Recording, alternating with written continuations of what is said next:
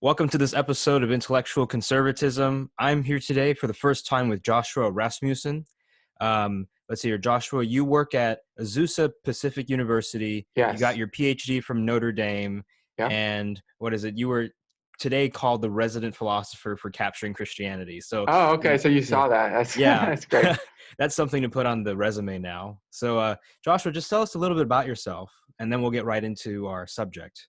Yeah. So I'm passionate about understanding the fundamental nature of things, sort of the deepest things. And this is true even on any category I think about, like even when I think about money, how to manage it. Then I think about like what is money? And I'm thinking about what are the fundamental principles of the nature of money, the meaning of money, and how to manage it. And I think it's just some part of me, I have that personality. So everything that I think about, I'm trying to get a handle on like what are the kind of the most ultimate principles of that thing. And so my work is focused on existence and minds. Those are my main areas. Have you ever been accused by like a family member or friend of overthinking? Oh yeah, over analyzing. Yeah. Yeah. I remember this a lot more growing up with friends who didn't really understand. Yeah, that was it. You overanalyze. Yeah. Then I discovered the philosophers. It's like, oh no, that's just what we do. So Yeah. Really natural. yeah. So today we're going to talk about, I titled this interview, How to Find God, and I divided it over three of your books. And you have, I think it's 5 books now published. Something like this, yeah. Yeah. So we're going to first talk about how reason can lead to God. Then we're going to talk about necessary existence, and then close off with is God the best explanation of things? The dialogue you had with Felipe Leon. Is that how you Mhm. say his name? Or Yeah, yeah. I think Well, so. so let's start with how reason can lead to God. So one thing that I found remarkable about your book was it was very precise, and you carefully constructed the argument from the very beginning. And I noticed that you were appealing to a wider audience, Mhm. which was really nice, because sometimes when people debate the existence of God, they're using fancy words, modal logic, and a lot of people who are just, you know, everyday people trying to find out, hey, what's the meaning of life? Is there a God? They kind of get blown Yeah. away or overwhelmed. So let's begin by just asking, when you see people trying to reason to God, what common mistakes do you see them making? Or what maybe like unfair or, too expectations do they have? Yeah. So a few thoughts came to my mind, but I actually was wondering if you had some particular things in your mind when you asked the question. Can I ask you this? Oh yeah, okay, I like this. So this is the first time like I've had someone like flip the script and try to Well, include I'm me. just kind of curious. Yeah. Yeah, well, like I'll give you one example. I think that um one epistemic vice that I see people use often is just really being uncharitable. Yeah. So what they'll do is they'll say, hey, theism has to meet this expectation, right? But then Uh-huh. when you look at their other beliefs in metaphysics, or what they believe about ultimate reality, they don't really have that same, how do you put it, that same amount of demand of evidence, something like Uh-huh. that. So it's Consistency. something Yeah. like a little bit more modest, a Hmm. better way of beginning, and that's kind of like one thing that I've noticed. Yeah, that's actually related to one of the things I wanted to say was just the value of humility. And I feel like if you can combine humility in your own thinking as well as respect for whoever you're engaged with. And I was thinking again about that Bible verse, honor everyone. And I looked up that word there, and some translations say, treat everyone with high regard. Hmm. And I think sometimes when people will get into sort of the land of apologetics or reasoning through things, there can be sometimes sort of almost like such a sight of the lines of arguments and then less of a sight of the people. Hmm. And so I do feel like there is a kind of maybe mistake that we all can kind of fall into sometimes, which is to be maybe a little bit arrogant in our presentation. And then also even in our thinking, kind of as you were saying, in terms of charity or having different standards of evidence. And I think this happens oftentimes when we're not in that sort of curious, reflective state. And I think that's just so important for getting to truth. It's just to be curious, to be reflective, to kind of flip the board position to see it from the other side, Hmm. so you can be humble. And so I think that does make a lot of a difference, more so than even just like reading a lot of books and knowing a lot. It's just that attitude. There are people who they're not as far along in their education, but they have like more insight because they've had this sort of attitude of humility and like really having curiosity to sort of see things from new angles and not be threatened by disagreements, but instead to be inspired to go deeper. And then it's like they're farther along in their understanding of things because that attitude has gotten them farther along versus somebody who maybe has a lot of books. Maybe they've even written a lot of books, but they're sort of stacked up as like almost like a fence, like guarding some previous beliefs. And it kind of limits them, I've noticed. If you had to like really articulate what holds people back from belief in God, or at least one common thing that you've seen, what would you Yeah. say holds people back? I think it definitely varies. I do think that believers in God, they sort of taste, there's that verse like taste and see that the Lord is good. I think believers have a way of giving those who don't believe in God a taste of God. And sometimes that's even through the style of argument, the style of conversation. And I think those things can play a big role. I have noticed though that there are some people, and this is true for any view. So for any view, there's like believers and then like skeptics of that view. So I've actually seen this pattern for every view. But let me just focus specifically on skeptics of theism. Um, I've noticed that there are sometimes some leaders who will sort of build a following and will paint a narrative that's kind of negative towards another group of people for whatever reasons. And then the leader will sort of characterize the other group as kind of like dangerous, or there's something wrong with them. Like maybe they're not rational, they're not truth seekers, maybe they just rationalize their prior convictions or Mm. something. And then what will happen is that followers who maybe aren't having a bad taste from Christians or believers, but are just actually kind of inspired by the good values of seeking rationality and seeking to be free from limited thinking, then they've associated that with a kind of negative narrative of believers. And so I don't know about you, but like I've had these conversations where I definitely felt stereotypes. Like I definitely felt like they were treating me as something that is like Mm. not even me, you know? Yeah, so it's like they were expecting you to be like this fundamentalist or to eventually, pull out the Bible verse like only the fool says there is no God or something like Something that. like that, yeah. Yeah. And that I couldn't possibly be trying to get to truth. Like that Oh. can't be true, you know? Um, and then it's almost like I would get almost stuck in that conversation until we get to that kind of root. And one of the things I feel like has helped me really change that, and this wasn't easy, but I had to kind of discover it. And this comes back to humility. Like I had to be humble enough to not like pull on them to like see me. And I needed to take some more time to see them and to let them know and feel that I actually see them. And then once they genuinely felt that way, Hmm. then it seems like it would kind of change the nature of the conversation because I'm no longer on the other side of a fence. We're kind Yeah. of more together thinking through it. So that makes a difference. Another thing I've noticed too is that, when you're at home and you're reading a book, right, it's kind of easy for you to avoid really confronting maybe the strength of your objections because you're not Yeah. looking at another person and having that live dialogue where you thought you had a good objection and then they're like, oh, no, that doesn't work. And then and then you see like their facial expression, you see that human interaction, and it really shapes you. Yeah. Those quote Yeah. unquote non-rational things. Yeah. How important do you think it is for face-to-face interaction, interpersonal relationships to be had in these conversations? I think they're essential if you really actually want to have progress, you know? Hmm. It is possible to have high level conversations that are just not face to face. I mean, for example, I published a book that you mentioned with a philosopher. And we were in separate places, although there were a few times we met up as friends to like get dinner or to just talk a few times while we were writing the book. So that was also helpful. We had a connection, we had a rapport, and that changes the game. Actually, I really can't overemphasize like how important that is, because I can see people work through these very obscure arguments and pathways of reason. And sometimes it's almost like leaves on a tree that are kind of far away from sort of the roots. And if you can get to the roots, you don't actually have to spend so much time over here on these leaves. You can Hmm. save time. You can just like get to the roots, and then you can really make progress there. And I think that only happens when people are understanding each other. And that only happens when people feel safe enough with each other. And that only happens when there's enough rapport, enough kindness, enough, feeling of respect. So that's a big deal, I think. It does change. It changes how truth flows from mind to mind. So that I've been thinking a lot about this because I want truth to flow. And I've been discovering arguments are vehicles, but arguments Mm-hmm.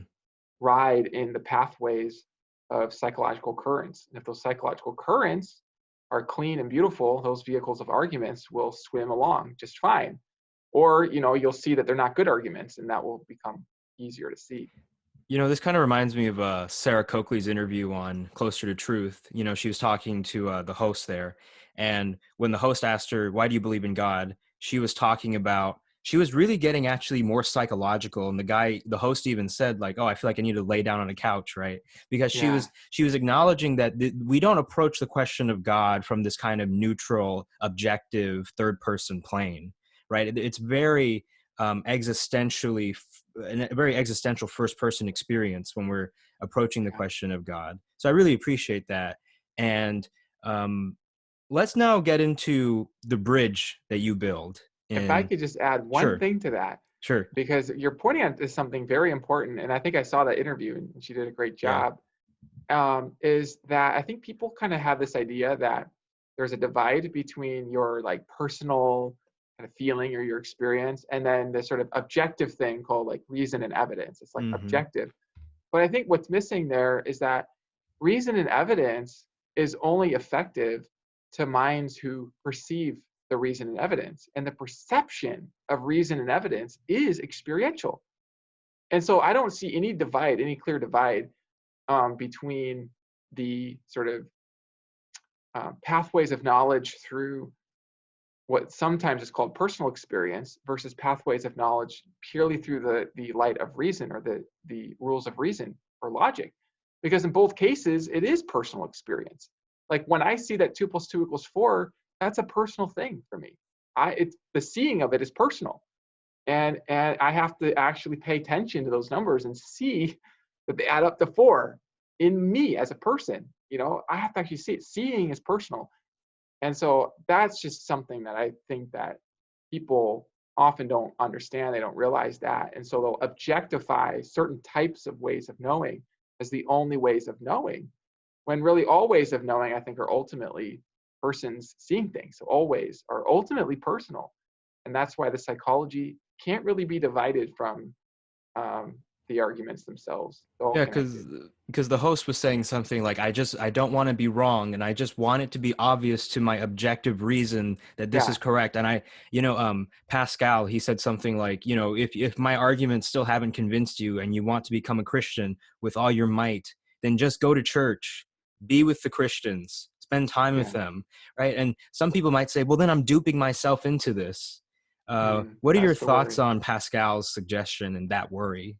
Well, I'm actually sympathetic with the worry, actually, Yeah. just, and maybe that's because of my sort of philosophy. I mean, I'm very much, some of these things I'm sharing with you are like sermons to myself, like personal discoveries that, oh, okay, psychology does matter, like emotion is perception of value. So like emotion does matter, but my sort of core interest, my favorite subject was always mathematics.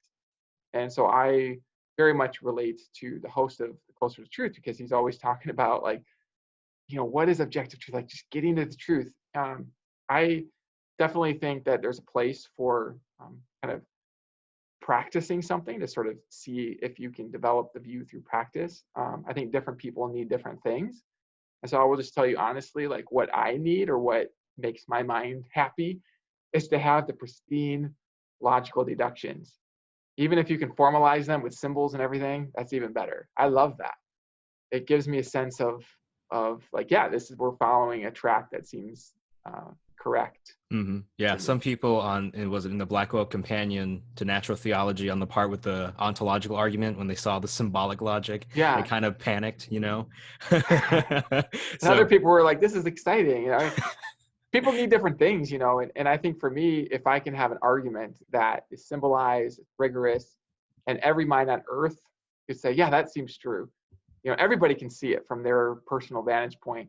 then I feel, okay, then that's probably a good argument. So that's what I want.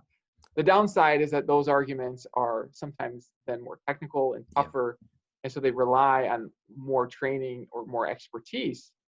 And, as you said in the beginning, one of my aims in my book is actually to make these things more accessible to people, so more people can see it.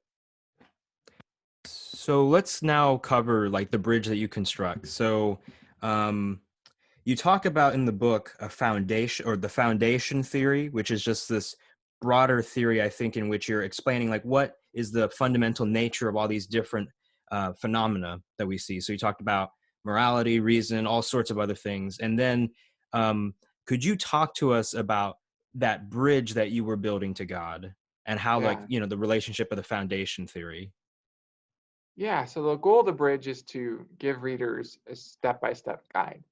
And by the way, I actually have an even more accessible version called The Bridge of Reason, 10 Steps to See God. I don't know if you've seen that, but that's even a kind of a shorter and even more accessible book. It's called The Bridge of Reason. And it's the same basic idea. There are some differences, but the idea here is I want each step to be something that a traveler can sort of test for themselves and see it's true. So I begin with the step that you exist, or that something exists. And I by existence, I don't mean anything spectacular. Some people say, well, everything's an illusion. It's like, okay, well, then there are illusions. So there's something, there's illusions, so as long as there's something, whether it's an illusion or not, doesn't matter. There's something, okay? And that's the first step on the bridge. And then the second step is about trying to understand how there could be something.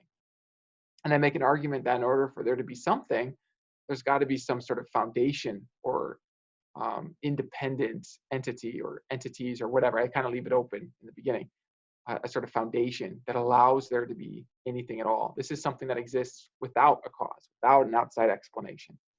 And this then would be a kind of ultimate reality. So that's the strategy. That's basically the idea. And then the next steps are filling out the nature of the foundation. And so the steps are filling in its attributes as being supreme. I Mm-hmm. go slowly, step by step. So, I mean, I think one of the immediate kind of worries that a skeptic might have if they're reading the book is, why should I accept this foundation, or that there is Yeah. a foundation, right? Like, why can't I say, like, so what I'm trying to get at is, when you say like, oh, let's look at this foundation that's uncaused and is fundamental, some might say, hey, that's already loaded. Hey, that's already, giving you theists the upper hand right at the beginning. What would you say in response to that? Yeah, so this is like step 3, where I get to the foundation, and I get there very carefully and with many different arguments. Mm-hmm. And then I have a whole chapter, I think it's like chapter 4, called Testing the Foundation. And in this chapter, I consider lots of objections to what I call the foundation theory. But I mean, a kind of simplified argument that I give is that the foundation, having an ultimate something, okay, gives an explanation of how there can be anything, or rather than just nothing at all. And sort of one way of thinking about it is, if you just like imagine some Play-Doh and you wonder like, well, why does that Play-Doh exist? Well, you don't imagine that it probably just exists just uncaused or something. Like it just, you don't even imagine that it was eternal. You imagine that that Play-Doh, even if you didn't see with your eyes where it came from some prior condition, something else that was prior to it, okay? So what I'm pointing to is that Play-Doh seems to have a kind of dependent nature, meaning that Play-Doh exists only if it depends on something. Now let's just imagine that we add to, let's say it's the green Play-Doh, and now we just add to that green Play-Doh some more green Play-Doh, some more green Play-Doh, until the green Play-Doh fills up like all of reality. And then you just like imagine a reality where that's all that there is. There's just green Play-Doh. It's like, okay, now you have actually a kind of paradox on your hands, because in the reality where there's all green Play-Doh and only green Play-Doh, let's just subtract everything else out in this reality. Just imagine, this is a kind of a hypothetical reality. Well, in this reality, the green Play-Doh seems like it's got to still be dependent in its nature, because the nature of green Play-Doh is to depend on prior causes. That's what we know in our experience, okay? But if reality is full of green Play-Doh and nothing else, then there is nothing else that could be a cause of green Play-Doh. So it's like the green Play-Doh is dependent in its nature, but if it occupies all of reality, then it's got to somehow be independent somehow. but that's doesn't make sense. So that's not even a possible reality. It's not possible for there to just be green Plato. Okay. And what I actually make the argument I'm trying to draw out here is that in order for there to be a reality, there has to be something that's like relevantly different from green Plato. There's got to be something that's able to exist in a self-sufficient or independent way.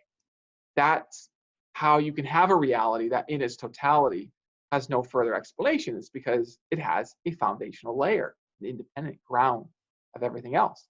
And then I make the point that, or the argument that it doesn't matter how old reality is. The argument here is independent of the age of the universe. It could be infinitely old, it could be finite. Either way, there's got to be some fundamental entity that itself is able to exist on its own in a robust way. And so that's how I get to a foundation. At least that's one of the ways. Right. So I take it that you're saying, like, it's not that controversial that there has to be something fundamental at the bottom of It it doesn't all. have to be. I mean, I would Yeah. say there is some controversy. I mean, philosophers debate everything, but I mean, that's why I give arguments for this, so that you Hmm. can get to that point. And Yeah. even Oh, someone like, yeah, I think what you're pointing out is I'm not assuming God already. I mean, I'm hmm just getting to a foundation, and then let's continue to see what reason leads us. yeah, and even someone like Graham Opie, right, Yeah. the atheist philosopher, or the naturalist, he's going to say that maybe what's at bottom is just the physical simples. Yeah, he'll agree with me. He thinks there Yeah. is a foundation. That's right. Yeah. Okay, so then this is not just specifically something that a theist does. So Yes. cool. Let's see here. We're going to talk about the nature of the foundation later on. We're going to get to that, but Yeah. Okay. um, if we had to just sort of canvas the theistic argument in general that you're making, which is to not only a necessary fundamental foundation, but a foundation that we're going to eventually see is personal, all powerful, maybe worthy of worship, add in those attributes. Yeah. Would you say that, I asked Rob Coons this question, would you say that when we look at that hypothesis, what we find is that theism's greatest strength is that it is a simple, comprehensive, and unified foundation of reality? So it's going to cover more things, if you will, more naturally or maybe intuitively than Yeah. atheism or naturalism could ever accomplish. Yeah. No, I definitely think that's true. In fact, I actually have been thinking that like everybody should think at least that's true. That theism provides the simplest explanation with the widest predictive success or explanatory power. It's simple because you're not positing many different types or kinds. There's really just one thing that's supreme, that's your posit. And then from supreme existence, you can tease out some of the attributes like supreme knowledge, supreme power, supreme goodness. And then from there, you get things like supreme principles of reason, which is what we know of through logic. And so there is logic, and you get probabilistic resources, if I can use that word, or powers that would make, this thing would have reasons to make an interesting world that's in keeping with its supreme nature, a world with all sorts of interesting things, like a diversity of beings who could apprehend principles of reason, for example. And so, lo and behold, here we are.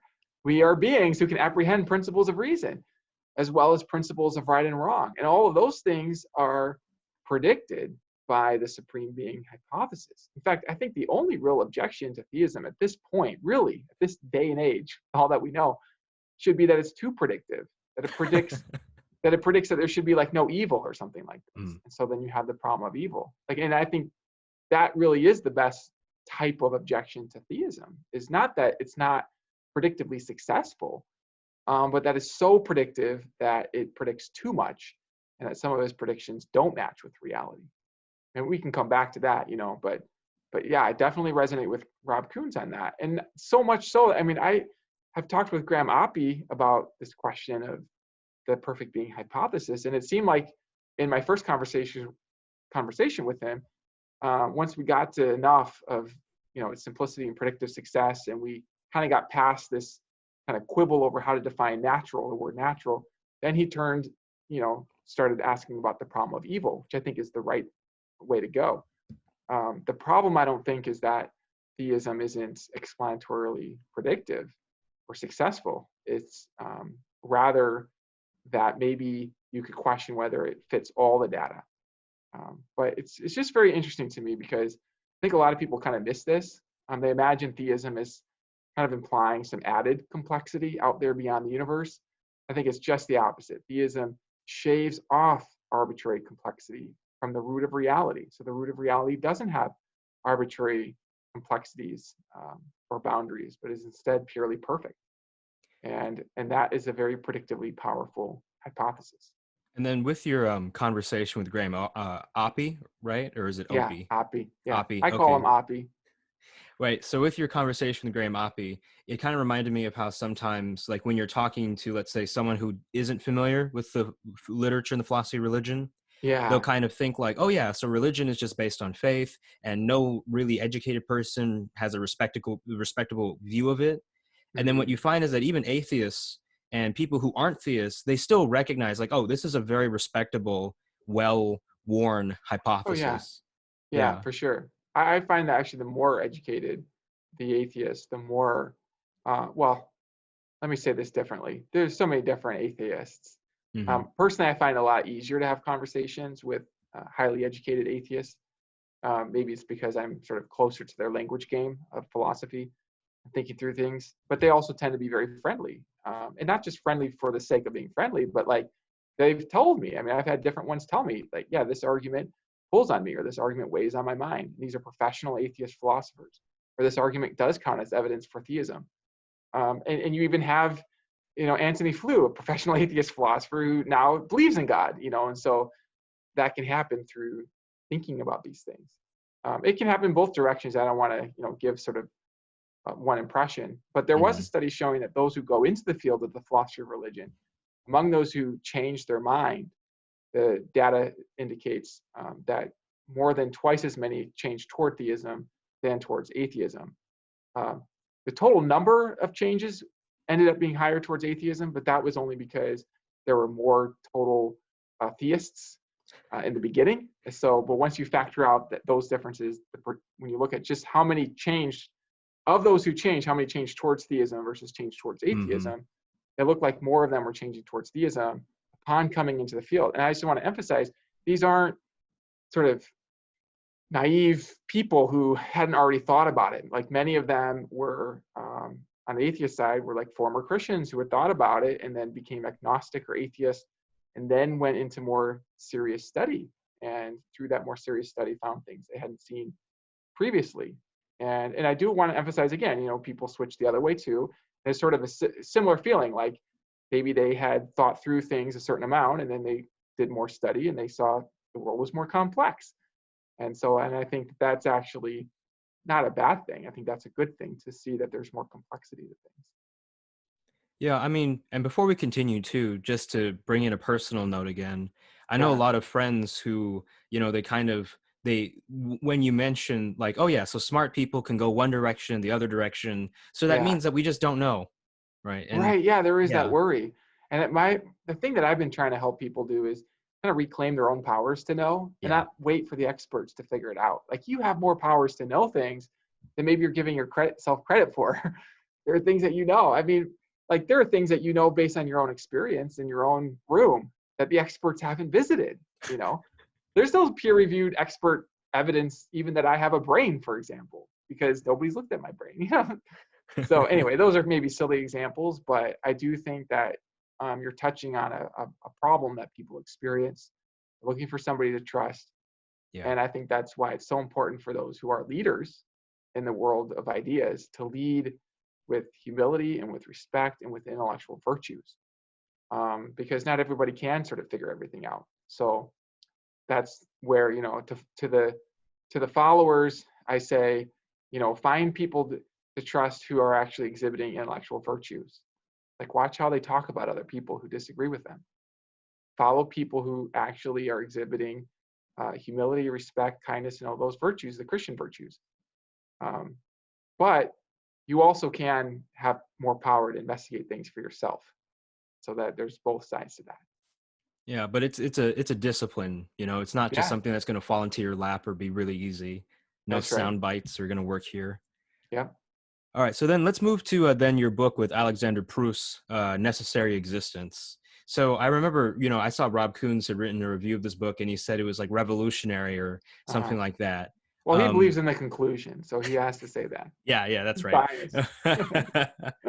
But a lot of people, the general spirit that I found with the book is that people considered it to be really fundamental, like philosophy that needed to be done in order to Mhm. really set the conversation forward.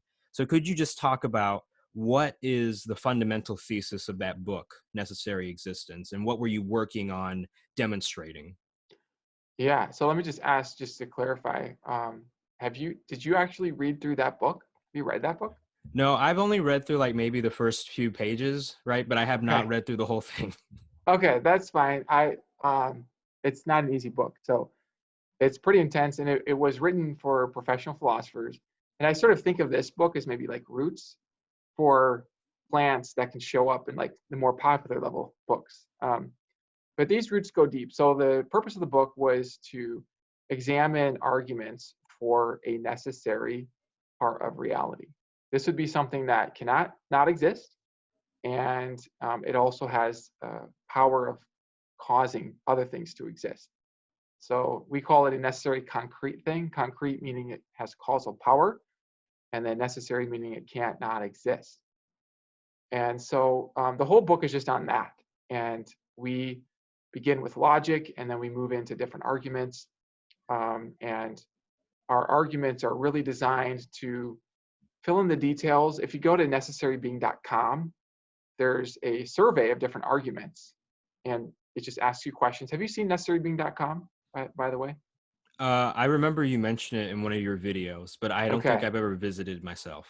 Yeah. So that actually has the seed arguments for the book. So I made that website before making the book. And what was interesting was that most people who were skeptical of a necessary being, by being, I mean a concrete thing here. So I'm not yet meaning personal. That's sort of a later thing. But a necessary thing or a necessary being, um, the skeptics were likely to answer questions in the affirmative that entail that there is a necessary being. Most of the skeptics, 95%. And this even included skeptical university philosophy professors. I had one professor email me, and he was like, "Oh, I knew there must have been a philosopher behind this website, because he answered the questions, and then it was like, oh, your answer entails a necessary being, and he doesn't believe in a necessary being. So now among university philosophers, I think it was only 80% Mm. accepted premises that entail a necessary being. So that was interesting to me because that was just asking questions without even filling in evidence for the premises, just asking people questions. Um, actually recently did another survey on consciousness, and I got some similar results, just asking questions, and people think that materialism is true, but then they answer the questions that entail there's more than just matter in consciousness. So anyway, that's kind of a fun little thing. But the goal isn't to trap people or anything. It's to help people to see, to sort of tease out their thinking and to see more. And surely if I had another quiz that went in the other direction, people would probably answer questions thinking that there isn't a necessary being. So it's just the beginning. But the book draws out those arguments in detail. And we also look at arguments against a necessary being. And our whole project then is just to help people to see whether there is a necessary being. Yeah. So then, the book, I take it, was mainly concerning arguments, right, that were trying to get into a Yeah. necessary being, a non-contingent reality, right? So this would like favor contingency arguments, and Yeah. then I also noticed like there were other arguments in there too that I had never heard of before. So Uh-huh. that would be a lot of fun to look at. Um, so I guess like before we get into discussing those arguments, there's like a lot of background kind of terminology that I think my audience will need to be familiar with. So one is like Yeah. modality, right? What's that Yeah. fancy word mean? Yeah. It's about possibility. I mean, you can think of modality sort of normally as like modes of being. But then when philosophers use this, we talk about modal logic, and it's basically a mode of being either possible or necessary. And so modality is all about the possibility and necessity. And modal logic is the logic of possibility and necessity. All right. So yeah, really simple, nothing to worry about. So let's go into the first argument then. So the first argument that you and Bruce bring up was the argument from contingency. Yeah. So could you unpack that argument and just kind of where it fits in the whole debate? Yeah. Okay. So very simply, the argument would go like this. Let's just take things like cups and chairs and rocks and things that could be eliminated. So like you could destroy a rock. Maybe the particles would still exist, but that particular arrangement wouldn't exist. Okay, these are called contingent things, things that don't have to exist. And now let's just say that we just gather up all of those in our mind and we ask, okay, well, what could possibly explain the contingent things that they all exist? What could explain them? And you might think maybe there is no explanation, but one of the things we do in that chapter is we give several different reasons from like the track record of science, the track record of explaining things that we see, for thinking that, we've got good reason to think that contingent things, individuals and collectives would have some explanation. But to avoid circularity, they're not going to be explained by themselves. And so if there is an explanation of contingent things, it's going to ultimately be in terms of something non-contingent. That is to say, something that has necessary existence. So that would be a summary of the argument from contingency, of the opening play. Mm-hmm. All right, so we're going to discuss objections, I think, later. But okay, Okay. so there's the contingency argument. The Yeah. second one is the argument. You had 2 chapters actually on the argument from possible causes. Yeah. So could you At go into least that? 2. Yeah. So ever since I started graduate school, I came across Alexander Proust. He had this paper on the internet, and so, you don't have to go to a library when you can get philosophy off the internet, So I saw his papers on the internet. He had this paper on this argument. It was with Richard Gale, Proust and Gale, on this Leibnizian argument for a necessary being. And it was from what they called a weak principle of explanation. And it was the principle that any contingent fact possibly has an explanation. And so ever since then, I was like thinking about other versions of this principle of possibility, or like other pathways from possibility. And there are many of them. And that's part of what necessarybeing.com explores. It's part of what our book explores. But sort of in short, sort of a simple version of the argument from possible causes, it would be something like this. So let's just take all the contingent states of affairs that are, let's see, there are different versions of this. Let's see. Expressing the existence of, let's go with types. I don't quite remember which one I had in that book, but let's go with types. So let's say any contingently instantiated types. So an example would be like an iPhone, okay? So an iPhone is something that was invented, and it looks like its existence is contingent. It's not a matter of necessity. Oh, and by the way, this is kind of a technical point, but it might be helpful. Sometimes people define a necessary thing as something that exists in every possible world. Mm-hmm. You could also define it as something that exists in every possible world and at any time in any world. If it exists in any times, like it might be timeless. But if it exists in any times, it exists at all the time. And I actually kind of like that definition. I hesitate to build it into the definition. I think that you could argue that if it exists in every possible world, it has the kind of nature that would also exist across times. But if there's question about that argument, then I'm just going to build it into the definition. Yeah. Because actually, the other steps in the argument don't really turn on that. So anyway, that's kind of a technical aside, but I want to just bring that in here. So when we're looking at, go back to the iPhone doesn't exist at every time.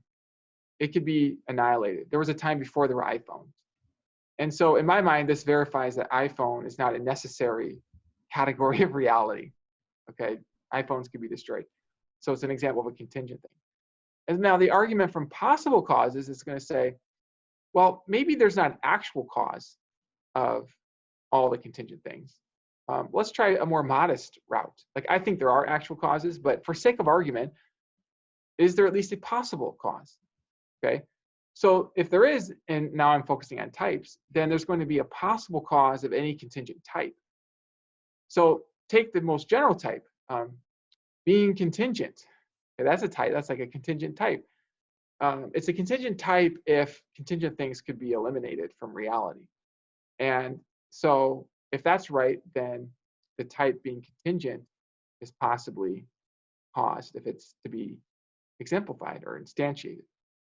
But then the question is, what could possibly cause contingency? Well, it can't be contingent things. That would be circular. And so the only possible cause of contingency is going to have to be in terms of something non-contingent. And we also make the point that we're looking at explanations or causes that are non-circular. So even if somehow circular causation were somehow possible, we make the argument that it would still be possible for there to be a non-circular cause of contingent things. And we motivate this principle.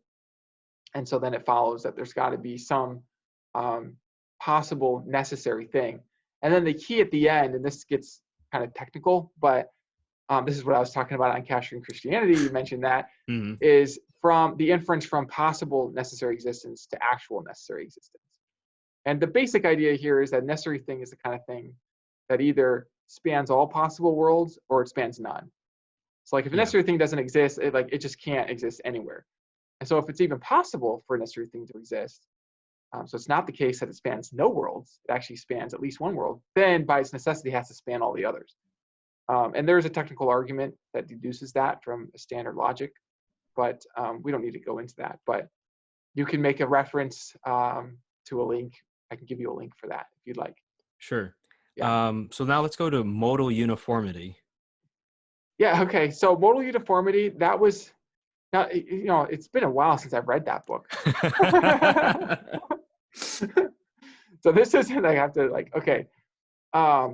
This is an argument from uniformity. So the idea here is that to like really think through, because there are different versions of this argument, but in that chapter, let's see, I kept the basic strategy, this will be kind of helpful for your audience, was we wanted to see if there were sort of increasingly weaker, or by weaker, I mean like more modest pathways that assume less, so that more and more people could find the pathway plausible. So like if you think there are just uncaused universes that pop into existence from nothing, fine. Follow the path of the argument from possible causes, okay? But then if you think that, well, maybe some contingent things don't even possibly have a cause, maybe you think that's true, well then, fine, here's like an argument from modal uniformity. And I think, was this the one where we had something like this? There's at least, it has to do with like, if at least two contingent things can be caused, could possibly be caused, then at least three contingent things could possibly be caused. And there's a kind of uniformity through the numbers. So then at least one contingent thing could be possibly caused. It's like for any number, there's a possible explanation of there being like at least that number. I think something like that. And then, well, you get to a number, I think maybe it was this. And then so you get to number one, it's like, well, the only possible explanation of there being at least one contingent thing can't be in terms of contingent things. So it's got to be in terms of a necessary thing. And so we were motivating this kind of uniformity, like mere differences in number of things isn't going to make a difference with respect to the possibility of an explanation. And I would add here, and I think we say this in the book, like, unless you have some reason to make it a special exception. And so all those arguments, in a way, are kind of pushing the burden of proof now on somebody who was otherwise skeptical of a necessary thing to sort of think, well, why would we make an exception? And maybe they have a good reason for that, you know, so then we have to look at that. Yeah, I think that was what it was. Sorry, I was like trying to remember. No, you're good. You're good. Sorry. Argument. So I'm excited to actually talk about these last two. Yeah. Because so one is because the former is just something I've never heard of it before, and then the latter kind of strikes close to like my Thomistic leanings, and I would just like to hear your thoughts. So this is the argument from necessary abstracta to necessary concreta. Yeah. So this argument is very interesting. Now, Proust was the one who governed this article, this chapter. Both of us had our hands in every single chapter. But his argument was basically that if you think about like abstract things like numbers, and you wonder like, well, how can those things exist? Okay, those things exist, and there are different theories of how they might exist. But one idea is that they depend on the intellect. So like numbers are actually like ideas, okay? Well, in that chapter, we take some extra time to make an argument that abstract things, at least some of them, exist of necessity. We have an argument from necessary truth to necessary existence. The argument and I actually have an article with that same name, from necessary truth to necessary existence. And the argument very simply is that if you think of like laws of logic, Nothing can be both true and not true at the same time. Okay, that law is fixed, it's permanent. It doesn't like wait for you to think of it. When you're taking a logic exam, it's not like that law becomes true on Wednesdays, but if you take the logic exam on Thursdays, that's not true. It's like, no, it's universally true. And so there's an argument that in order for that to be universally true and even necessarily true, it has to actually have necessary existence, because it can't be true unless that very thing that's true is there to be true. The truth bearer has to be there. And so if that's right, then it looks like there's necessarily existing abstract things like laws of logic, okay? But if these things depend on a mind, well, then you have an argument for a necessary mind, okay? And a mind would be something that is able to produce effects. So this is now what we call a concrete thing. So this would be an argument from abstracta to concreta. Another kind of argument, which isn't that argument, so we give different paths. Another one is just that, like E.J. Lowe talks about abstract things existing by being instantiated. And there is a kind of Aristotelian idea that like redness that can't just sort of exist sort of on its own, uninstantiated. And so that if redness actually exists, then it's instantiated. But then there's at least some abstract things that exist necessarily, but they can't exist necessarily, let's say, unless they're actually instantiated in something concrete. I think it's a little more complex. I think it's like either instantiated or like caused by something else. I have to actually look at that again. Yeah. That really to get those details. But there are some different pathways. And let me say something that is clear on my mind and fresher on my mind, which is one of my kind of recent developments in my own thinking that connects abstract things to a mind. And I do include this in that chapter. And it came across my mind when I was thinking about propositions. And I had this thought about, I had a paradoxical thought about all propositions. I was thinking about the proposition that all propositions exist. Okay, now bear with me, this is going to be a little bit technical here, but this is what changed my thinking about propositions. So I was like thinking about the proposition about all the propositions. I thought, well, that proposition is like about itself. It's because it's one of the propositions. And so then I thought, okay, but not all propositions are about themselves. Some propositions are about other things. And so you can have propositions that are about themselves and propositions that are not about themselves. Now, if you're familiar with Russell's set paradox, you know there's going to be a paradox. The set paradox is the paradox of having the set of all the sets that are not members of themselves. But now you have the same paradox with propositions. The proposition about all the propositions that are not about themselves. What kind of a proposition is that? Is it about itself? If you think about it, now this is where it gets like blows your mind, is it's only about itself if it's not about itself. Because the proposition is describing all the propositions that are not about themselves. And so then that makes you think, well, then it must be about itself. But if it is, then it's among the propositions it's about, which are the ones that aren't about themselves. So it's not about itself. So anyway, this can be formalized. And it turns out I discovered that Bertrand Russell also did talk about this propositions paradox. And the solutions to the set paradox involve axiomatizing sets. So you don't have the set of all the sets. But we don't have that with propositions. And it's actually hard to see how to avoid having propositions that are about all the propositions. Like, for example, I can tell you that all the propositions are propositions.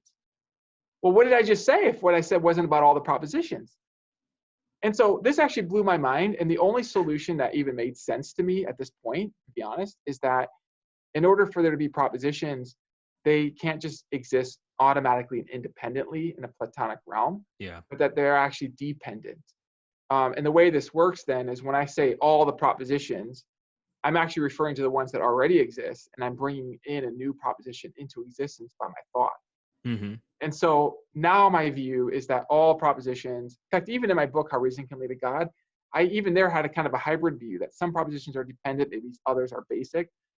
And to be honest, I think that I no longer even think that. Like, I think they're all just dependent, and that in place of the basic ones are maybe the truth makers for logical propositions. So God looks at his own nature, and in doing that, he generates logical propositions, but there still is logic within God's nature that makes those true.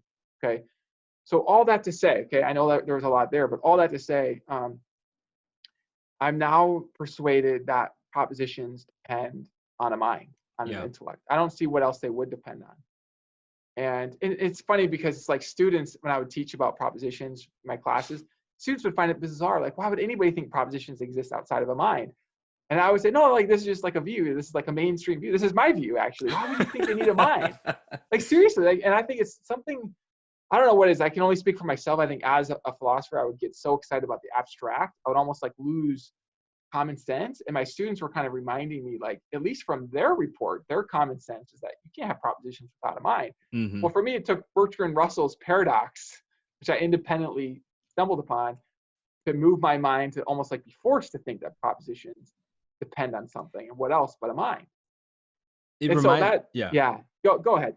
Well, it reminded me of like in my metaphysics class when my professor was talking about I think it was quaddition, and he was Yes. like really like freaking out, and he was like, "Guys, this is crazy." And then a lot of the students in the classroom, they're just like, "What? Like, what are you talking about?" Like, okay, cool. So what if there's quaddition, not addition, or whatever, you know? Well, some of it is, it's hard to know if it's because the students aren't really getting it, like they don't have the full understanding, Yeah. and so they don't appreciate it, or if actually they have a more native understanding. And I think of it sometimes like looking too close, that you actually see past the obvious and you're looking at all the intricacies inside, and Hmm. everybody else just sees the obvious. It's hard to know which one those are, but yeah, it's a good example. I mean, in this case, um, I became convinced. So just to summarize, then the argument is that there are, I think, these abstract propositions, but I don't think they can exist without a mind existing. But then there is this argument that there has to be propositions, because if there were no propositions, then it would be true that there are no propositions. Yeah. This is a T schema. But if it's true that there are no propositions, then there's something that's true. And what else would be true? But that's what propositions are. They're the things that are true. So it's self-contradictory to say there are no propositions. If there are no propositions, then there's the proposition that there are no propositions. So yeah, so after all that, I just would think that, okay, so there must be propositions. Propositions must depend on a mind. There must be a mind. And so the best explanation of how that could be is that there's a necessary concrete foundation of reality that has mental powers. I know that some metaphysicians might get worried about saying there are propositions, Yeah. kind of using that language structure. What would you say in response if they were like, well, that's a useful fiction. It's a way that we talk, but we don't have to commit ourselves, right? So kind of go Yeah. like was it like on the path of Quine or something like that? Yeah. Well, I mean, even when you start talking about fictions, then I start wondering, like, well, what is a fiction? Like, are you actually referring to something, Yeah. or is that a nothing? Because if it's nothing, I don't even know what you mean. I would think of fiction itself as a proposition. And even like that word "there are." I remember like talking with Will Craig about this at a conference one time, and I just said, like, I mean, I can't speak for you, Craig, but I don't have multiple meanings in my mind of "there are." Yeah. Because we were kind of in a little bit of I won't say debate, but conversation about abstract objects. And just speaking for myself, from my own perspective, I understand what it means to say there are chickens, and I understand what it means to say there are prime numbers. I don't have a different meaning in mind Mm. between these two statements. Now, the things that I'm referring to maybe exist in radically different ways, like some are abstract, some are concrete, but the meaning of there are is just the same in both cases. And so if somebody else has a different meaning in mind, then like I would need to know what they mean.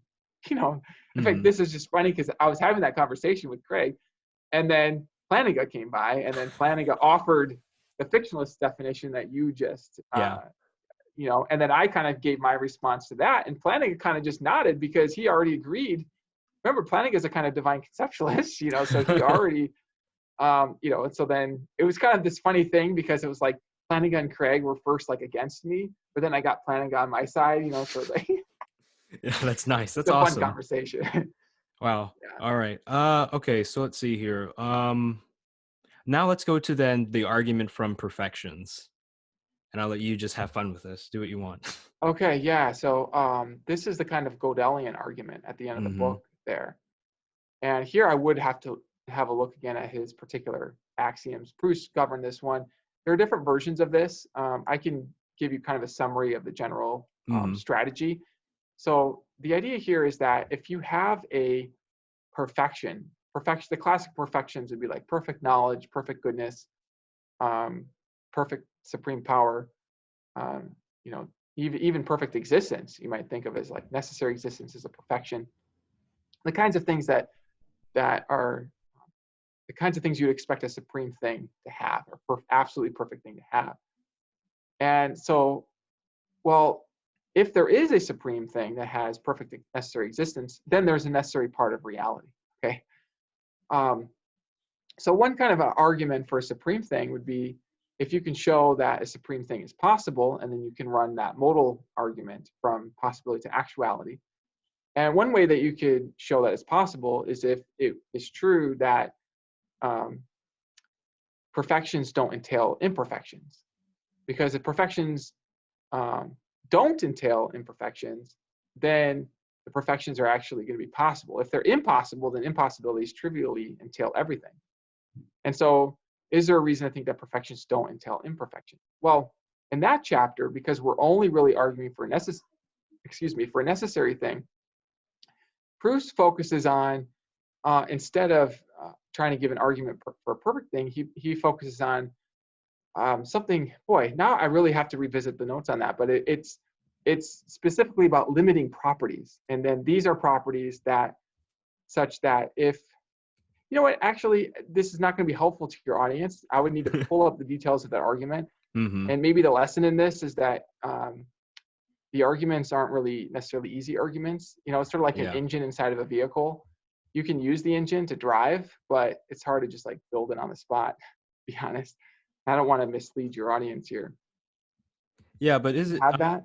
basically that chapter was like a defense of, what is it, Gödel's ontological argument, basically, but just Well, a it very was simplified it version was of a it? modified form of it, applying it to necessary things. So Mm-hmm. I'm actually kind of curious if I could just pull it up. Sure, yeah. Take your time. See if I can just get this here, because this will be helpful.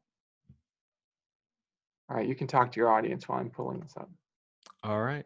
So, let me see here. What can I say? What can I say to fill the time?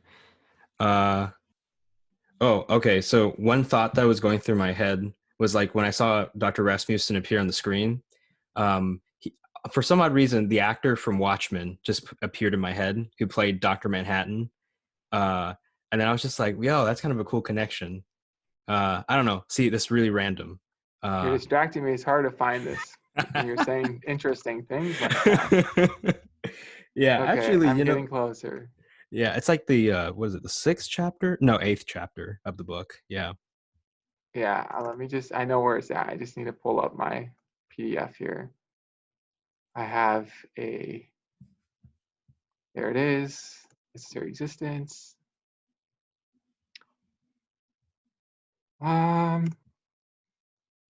It is an interesting argument here. Let's have a look. Okay. Do you want Argument to share from your perfection. screen maybe if possible, or?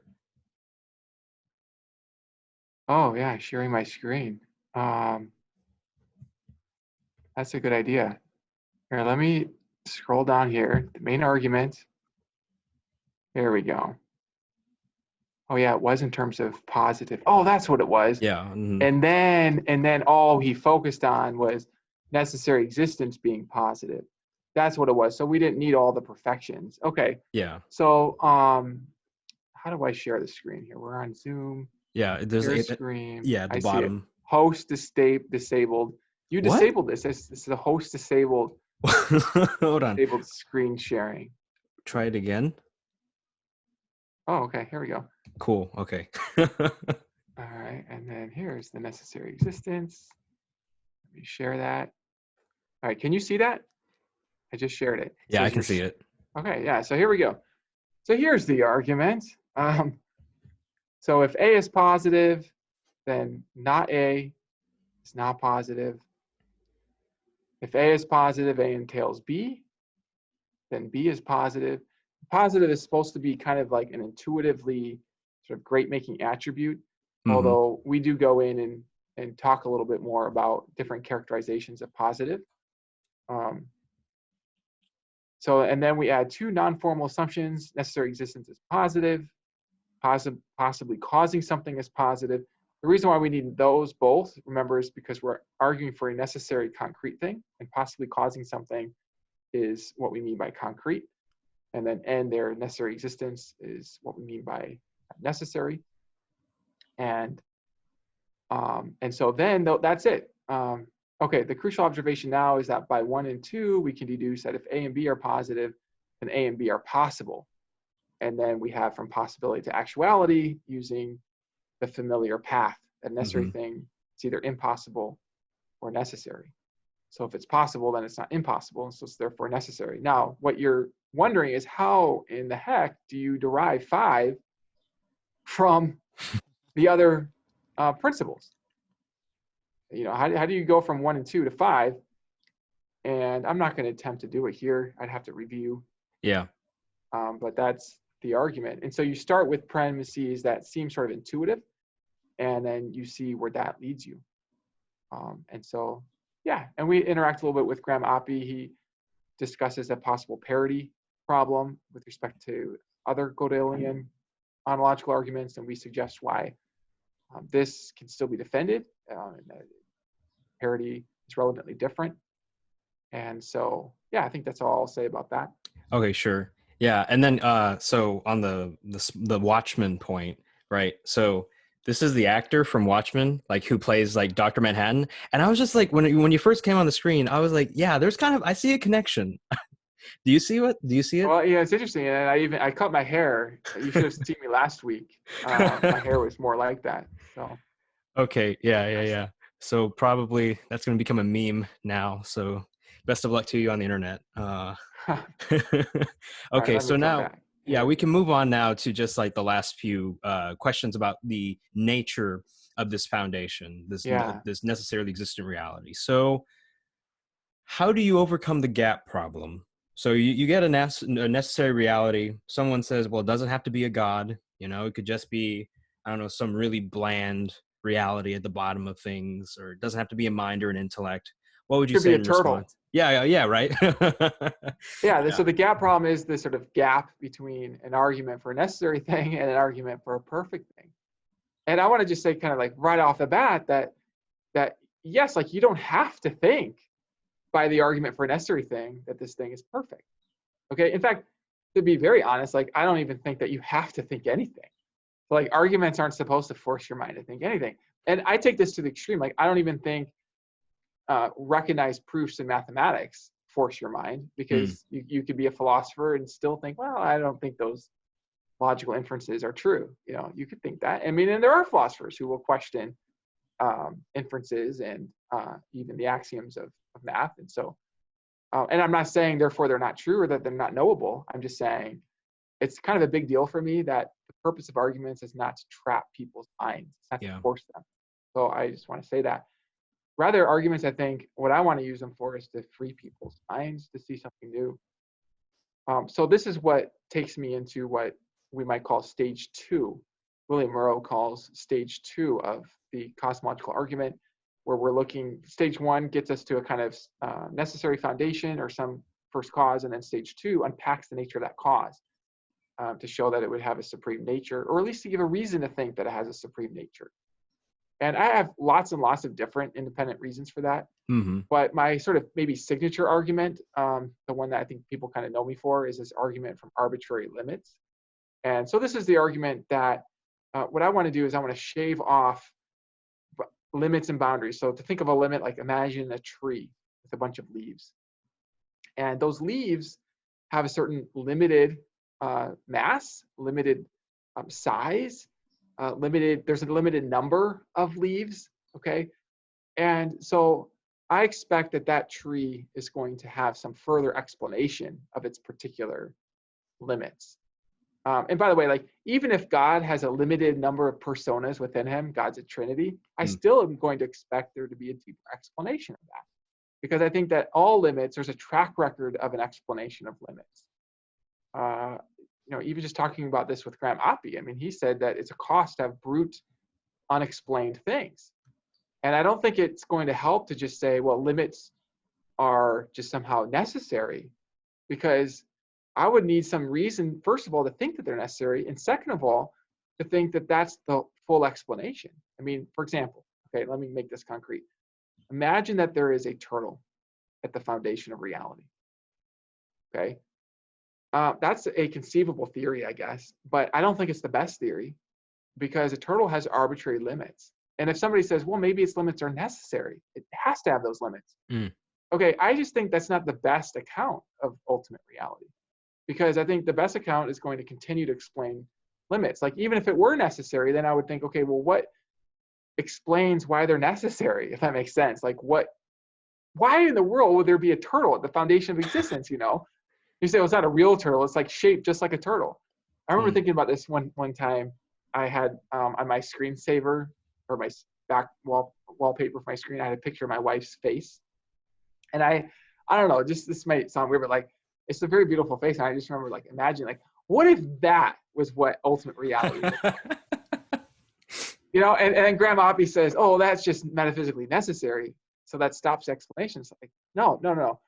If that, even, it doesn't matter if that's necessary or not, like, there's got to be a deeper explanation of that. Like, that's not just going to be because of the particularities and because I can conceive of a deeper explanation. Okay, this is where a supreme foundation makes a relevant difference, because a supreme foundation would be purely positive, completely perfect. And this is not the kind of thing that I think could have a deeper explanation. Whereas a picture of my wife's face or a turtle could have a further explanation.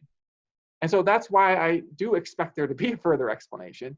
I shave off the arbitrary limits from the root of reality, and that leaves that, what that does is it uncovers a supreme nature, the foundation of all things. And that just makes sense, a lot of sense. Now, I mean, I respect people have different views on this. I know people can have questions and objections, but like, to me, that just makes sense. Is one of my reasons for believing in God. It's like, it's one of my honest reasons. And if that reason's removed, at the point that I see that there's a problem with that reason, I will be less sure that God exists, because one of my reasons will have been removed. It sort of seems like, you know, the definition that you offered of God, or the supreme reality, would be like really natural under a classical theist interpretation, Yeah. where God is just pure undifferentiated reality. I don't know if you'd Or add in, actuality. yeah, Yeah. actuality. I don't know if you want Yeah. to add in simplicity. I mean, I feel like it has to be there, but I don't Yeah, know. in Do you? some sense. In some sense, I've been thinking a Yeah. lot about simplicity. It's kind of a hard question just because I haven't really made up my mind on it, you know. But Yeah. I've been kind of thinking actually that even if God's nature has a complex array of properties, that even that complex array has a simple root, even within the nature.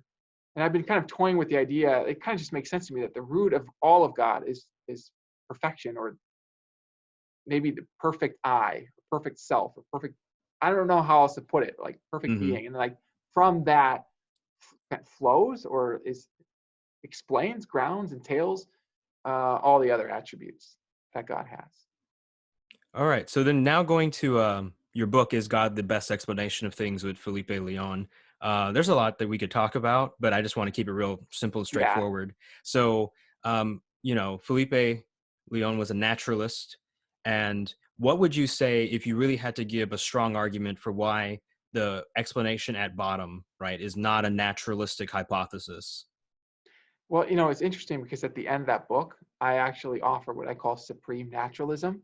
Yeah. Yeah. So what I discovered from my engagement with Felipe, he really helped me with this. He widened my concept of natural. I was already kind of suspecting this, but he definitely hammered that home for me, that the term natural in a lot of naturalist philosophers is very broad, and it will include consciousness. For Felipe, he even allowed there to be fundamental conscious like something, proto-consciousness or something, even a teleological arrow, a kind of intention.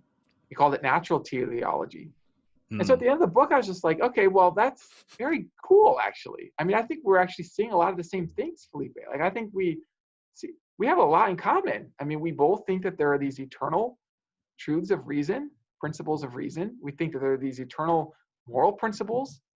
He's kind of a Platonist, and I've been thinking, okay, well, Plato's heaven has a home in ultimate reality, and that seems great. So I called it supreme naturalism. So then the difference between us at the very end is just like, how supreme is fundamental reality? It's not whether fundamental reality should be called natural or not. Mm-hmm. I ended up going ahead and just using his term because it didn't seem like the term really divided us. Um, and so yeah, I mean, I would say the kind of the best argument, or at least kind of the summary argument by the end of that book, was just that, in my judgment, the supreme foundation hypothesis had the greatest predictive success. It actually independently predicted all these different things, like even there being a moral landscape, that there being an abstract landscape of reason, there being probabilistic resources to produce beings like us, as we kind of mentioned. And so the only thing at issue at the very end was just, can we get past the problem of evil? Yeah. And even then, it was very interesting because this is just very fascinating to me, the kind of the dialectic, I think. And this is why it's so important to be humble and respectful, because I think sometimes if we're just trying to win and conquer, we sort of get into this dialectical pattern where insights are sort of lost, I think. But the nature of the dialectic was, when we got to the problem of evil, all of a sudden it felt to me like the burden of proof sort of shifted. Now I have to show that it's possible or even probable for God to allow the kinds of evil. And I was happy, to do my best to do that. Mm-hmm. But I mean, I was thinking like, okay, I already have independent reasons to think that the foundation is simply non-arbitrarily perfect. And so now I need some independent reasons to think that it's impossible for there to be evil, or even just improbable, either impossible or improbable. And it was just kind of interesting because, and I'm not saying that my co-author wasn't trying to press in that direction, but sort of his initial chapter on the problem of evil kind of had the language of the theists haven't shown that this is possible, or like, we haven't shown this is possible. And it's like, okay, but have we shown that it's impossible? You know what I mean? Yeah. And like, let's just be skeptical here. Like, unless we have independent reason one way or the other, let's just use the kind of intellectual humility and the kind of modal skepticism that Felipe himself would endorse. Now, I mean, I do want to just say that, I mean, he did argue for more than that. I mean, I think later he was just saying his actual intuitions about certain things would suggest this is not expected on theism. And then there is just a matter of what you would expect. Like, personally, I didn't share his precise expectations. And so, but I think even that difference is just because we're kind of looking at a wide net of information. And so that's why reasonable people can come to sort of different views on this. I think it's possible. Yeah, so the general spirit that I'm getting from how you've summarized like a lot of the debates right now and the debates that Yeah. you've had is that one is that this idea of a necessary foundation is just inevitable.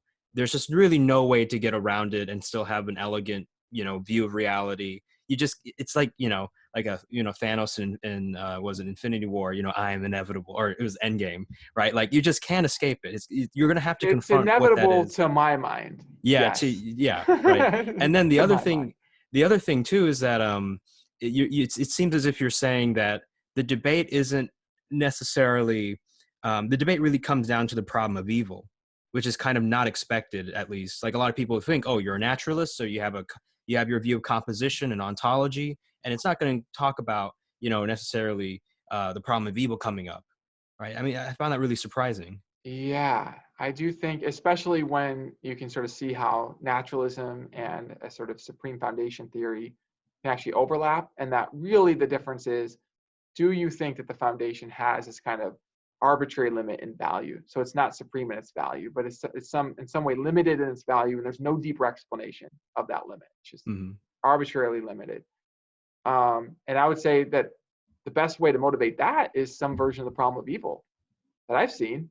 And I've had this conversation with Graham Oppie. I mean, that was precisely how it looked like he was making the argument, is that from evil, he's going to motivate. And it's funny too, because I mean, he would be sort of agnostic even on the strength of the problem of evil. He wasn't strong, at least in my conversation with him, he wasn't coming down strong on that. But it looks like that would be kind of the best path. And you're right, it is kind of surprising, sort of unexpected. But it kind of makes sense once you clarify the meanings of the terms. Yeah, and it seems as if like a lot of naturalists, they're just saying, okay, look, I can adopt a lot of maybe teleology into my picture, because I mean, another thing that I've noticed is that teleology is becoming hot again.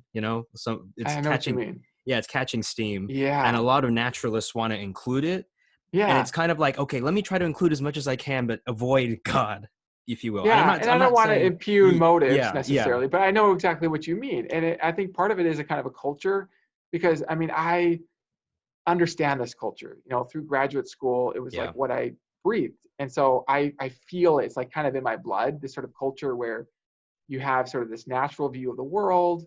That's the elegant, beautiful view. You're not positing ghosts or unexplained, spooky things.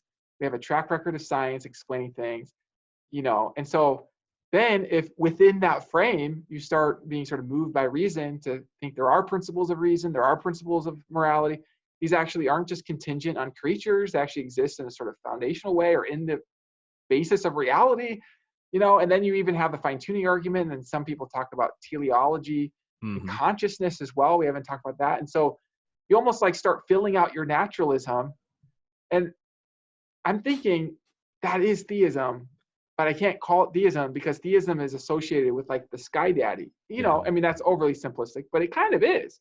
Or it's associated with a religion that actually traps minds rather than frees minds. So we can't go there. There's kind of that feeling there a little bit, and it's different for different people. I don't mean to paint everybody with a broad brush by any means at all. I have dear friends who are just really seeking truth about this, and I feel like they're actually really on a good path, a beautiful path, even if they might not describe things in quite the way that I would. But yeah, no, I think that you are definitely right in what you're saying, how you're putting that.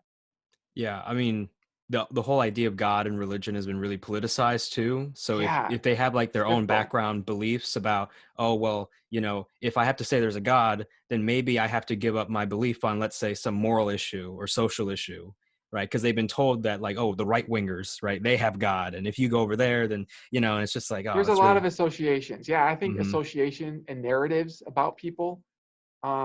We are social creatures. It's like we Yeah, do feel safe with certain communities, and so if the communities that sort of value us are ones that maybe don't value another belief, we might sort of think of that belief as sort of maybe dangerous. And I don't want to say I don't want to like psychologize yeah, skeptics and say, well, that's the only reason. It's like, no, like I know what it was like for me, when I was a skeptic of God's existence. It's like, well, I didn't see good reason and I didn't have sufficient evidence. I wanted the truth, so I think there are many people like that. And personally, I have no doubt that everyone who seeks truth will find truth and in time and at the right time for them. And not everybody needs the same truths at the same times, and so I think that's really kind of important to realize.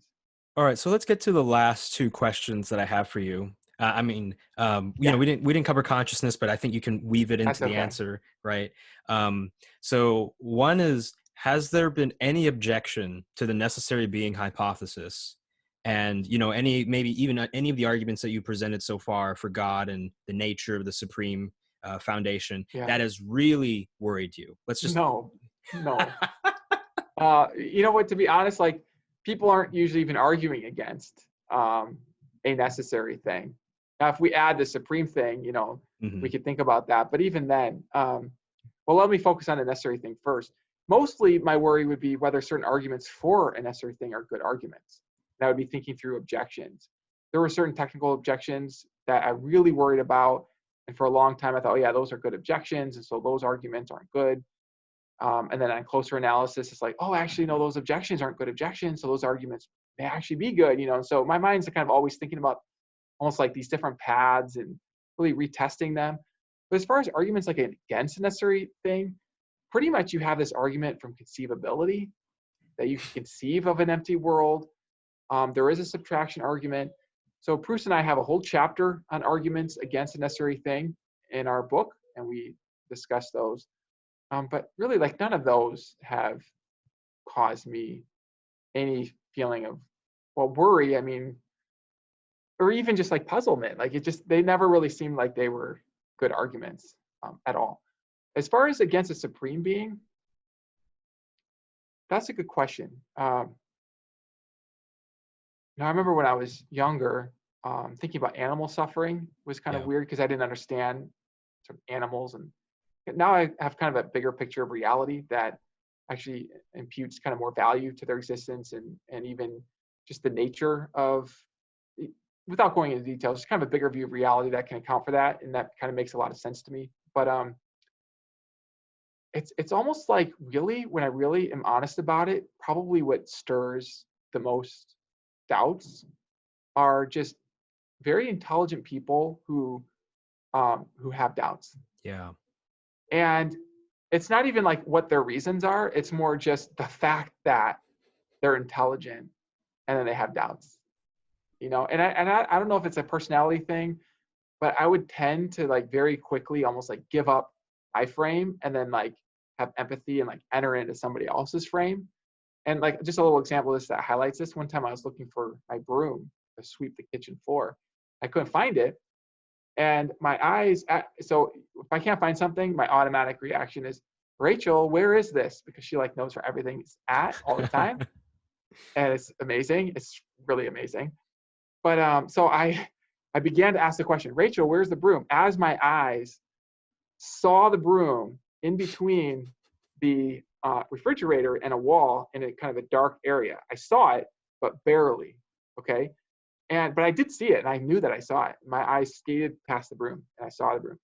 But Rachel gave me the answer. It's outside. And she said it with such confidence. Like, she just knew it was outside, that before my next move was to go check outside, even though I already knew that I saw it.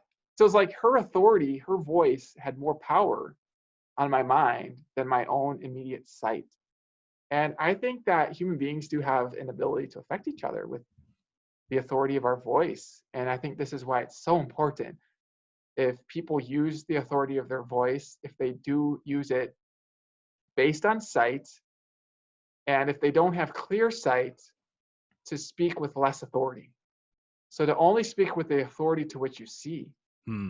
Because I think what otherwise happens, and I really think, to be honest, and my heart goes out to people who have sort of liberated themselves from certain limiting frames, that some of those frames are maintained by authorities in those frames who are kind of speaking with a kind of confidence, but without that sight to back it up. And each person can test that for themselves if they're being more confident than when they actually see. And I think people do that sometimes to more kind of control people or to kind of line people up towards a viewpoint rather than really to deliver just only what they see.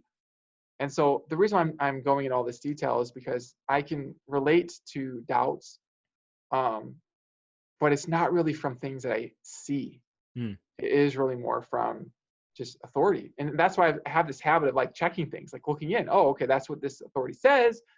That's what these scientists say. So let me go check. So I'm reading the peer-reviewed article. I'm reading the footnotes. I'm going all the way into the data. I'm actually looking at the table with the data and the p-values. And so many times I have to say, the data doesn't even support the abstract. And it's like, well, that's interesting, and sometimes it does support the abstract, but at least I want to see it, so yeah, I guess that's kind of where I'm at. I mean, the more that I see as a philosopher, the more sight I have of things that are good and encouraging. And I think God is actually bigger than any religion contains. And so it's not surprising to see that there's always like more of God to discover. And sometimes there are things that people who don't believe in God will see in the nature of God, but they don't sort of use that language. And I'm happy with that because I like it when people see things in the nature of God. I think that actually serves them, including the principles of reason, principles of right and wrong. So yeah, so that's where I'm at. That's a beautiful answer. I guess we can just go to the last question now. So the last question is this. Suppose that you were talking to an undergraduate or graduate student. They're bright, they can understand, what you're saying, and they really are just struggling, and they want to know, like, what is that thing that's going to, they're looking to you for help, and they're saying, what's going to get me over to your side to see things, and see that there is a God, that there is a fundamental, supremely good intellect at the bottom of reality. What would you say to them? I had somebody reach out to me in college, about college age, and he asked that. He was agnostic and said he wanted to think about these things, and he had questions, and we corresponded for about a year. And at the end of that year, he came to believe in God. And so it's kind of interesting. But I also have a good friend who's agnostic, and we've corresponded. And at this point, he hasn't come to believe in God, And so there's different things for different people. And I almost feel like I want to just respect people's journey. I did share this on Capturing Christianity earlier today. It's worth just sharing this here, which is I did have a conversation with somebody. This was in graduate school, where I gave them an argument and they thought every premise was plausible, but the conclusion that God exists, they had reasons to reject. Mm. And they said they felt frustrated by the argument. That's how they felt. They felt frustrated. Well, I don't want my arguments to like frustrate people, you know? And I really feel like there's not like one thing to give. That's why like relationship is so important. But I want to be in a position where I can learn from other people. And so I need to find out, well, what is it that I have to actually ask God sometimes. And I do this sometimes, like, okay, God, like, what is it that what would be good for them? Like, what do they need now? Like, not every truth is necessary for every person at every time. Like, what would actually help them? And sometimes, to be very honest, what a person really needs is to feel understood and to feel like they can help you. And so there have been conversations where I've been helped by people, genuinely helped. And then I would just tell them that. And that seemed to meet their need, that they could help me. If that makes sense. Yeah. And that there's a kind of humility there, and it's important. But so I don't think there's any kind of like one thing. For philosopher types like myself, you know, I gravitate towards these arguments from reason. But to be honest, I've been thinking a lot lately that these arguments from pure reason sort of take you to the edges of reality and actually move into the land of abstract, that maybe there's actually, it's almost like easier to help people just to kind of pay attention to their own like existence and their own, like, you exist. Like, think about that. Like, you, a person, you have thoughts, you have a sensation. Now take cosmic debris and throw it into the air and imagine that produces a person given enough time or something like. And sometimes I think like even that could click quicker than some of these abstract arguments. Almost like just come back to awareness of your own reality, you know. And I don't know, but I think the short answer is just that it's going to depend on the person. That's why it's so important to be quick to listen, slow to speak, and spend time with somebody. Really get their heart and be friends with them. Yeah, I've noticed that like something that you do in your work is that you often use images, you know, to really help people conceptualize what we're talking about. And I And think my even, public work, yeah, yeah, and even was it you know, David Bentley Hart, I forgot, I think it was his book The Experience of God. He says something like, think about just what it means for something to exist. yeah, Think about that. And then the yeah, more you think about it, it really is strange and it's really mysterious and almost yes, beautiful and I wonderful. know. Yeah, and what it is for you to is like really like lying bed, close your eyes so you're not thinking about yourself from the third person, like as a brain, which you have no aware of anyways. You don't have awareness of your brain. You just don't. You're aware of you as the Mm, thinker. And you almost like have to like slow things down, like turn off the news, like turn off the outside world that is giving you authorities, voices to think about, things that are invisible to you. Actually, they're external to you. They're inside of other voices, other authorities' minds.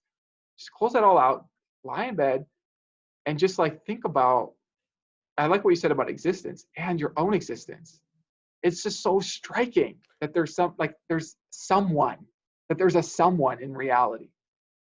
And that there's just, yeah, just think about that. And I feel like that actually can click for some people. I think for me, to be honest, and this may sound really weird for some people who know my work, that this kind of argument from persons is, I think, even like more compelling than my arguments, my cosmological arguments at the edges of reality. It's just like more immediate.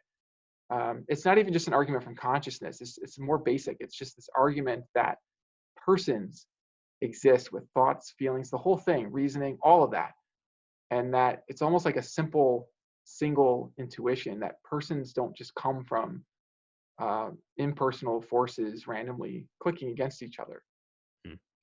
So, I mean, I guess maybe the reasoning slows down the intuition and articulates it in more fine-tuned detail. So maybe it's kind of good to have both. Yeah. You know, honestly, I think this is like the most wholesome episode I've ever done. This is great. Thank you. Dr. Appreciate it. Rasmussen, thank you so much. Is there anything you want to say before I end the episode? Just thank you so much. It's been a real delight. I appreciate your work. And I feel like you're an idea leader and people look to you. And so your work is just very special, very important. And it's just an honor to be part of this. So thank you. Appreciate it. Yeah, and I'm glad as a theist to have someone like you on my side and at least for someone like you to be really a great representative for what God's love is really like and how you can have truth and goodness together in one. So, Thank you. I really appreciate that. Thank you. all right, thank you.